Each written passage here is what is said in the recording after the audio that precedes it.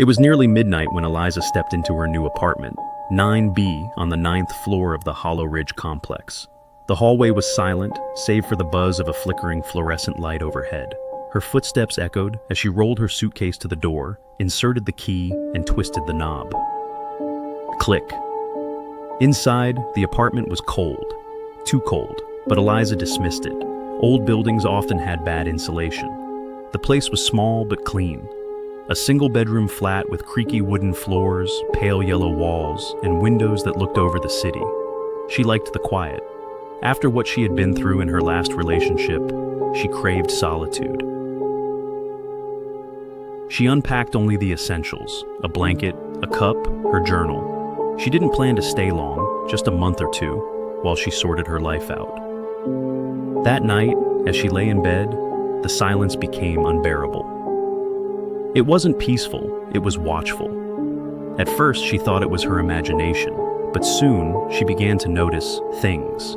Scratches on the inside of her closet door. A chair in the kitchen slightly moved every morning. Her toothbrush found dry, even when she hadn't used it. The neighbors were no help.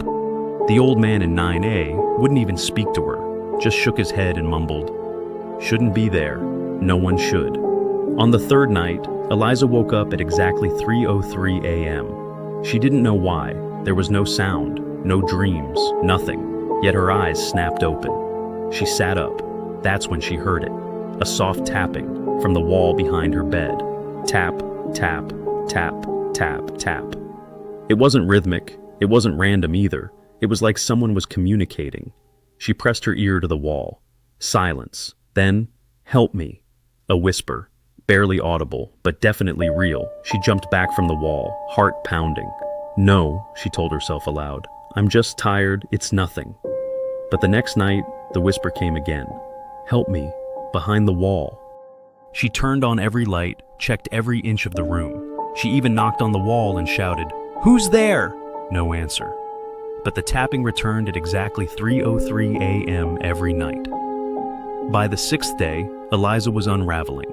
She went to the building manager, Mrs. Dunn, a hunched old woman with skin like parchment and cloudy eyes. "There's someone in the walls," Eliza said. "I hear them. Every night, they whisper to me." Mrs. Dunn didn't look surprised. She merely sighed. 9B hasn't been rented in 3 years, she said. After what happened to the last tenant, what happened? She went missing, never found. Police tore the place apart, thought maybe she ran off, but before she vanished, she complained about voices in the wall, tapping, pleading. Eliza's blood ran cold. "What was her name?" she asked, voice shaking. Mrs. Dunn pulled out an old file, yellowed and brittle. "Margaret Flint." Eliza felt dizzy. She recognized the name. Margaret Flint was her cousin, estranged, mysterious, and troubled. The family thought she'd disappeared years ago. Eliza had unknowingly moved into her cousin's last known address. That night, she didn't sleep.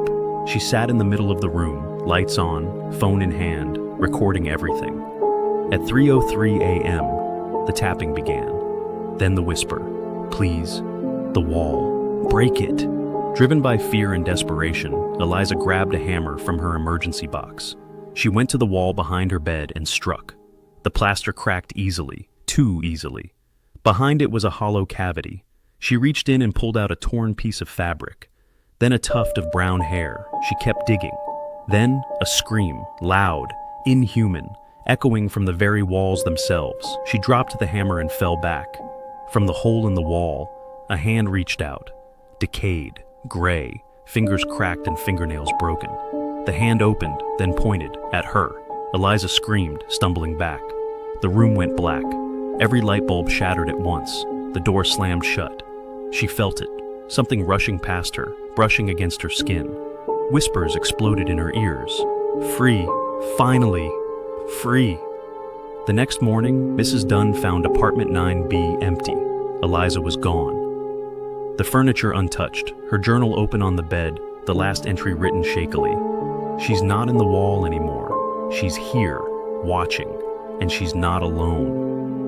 Later, maintenance came to patch the hole in the wall. Inside, they found no bones, no body. Just one thing, a mirror, an old, cracked mirror facing inward toward the room. and when one of the workers looked into it, he saw a girl, Eliza, scream.